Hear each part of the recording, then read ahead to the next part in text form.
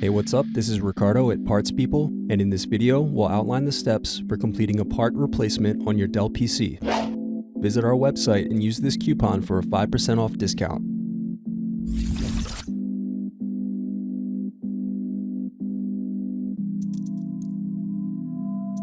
Unscrew and remove bottom base.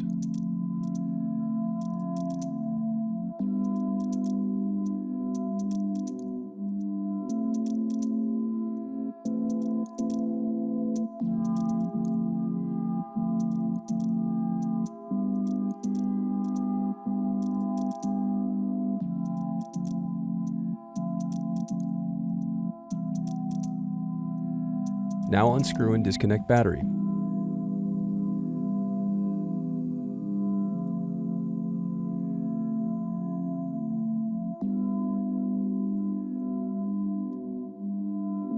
Now unscrew and remove heatsink.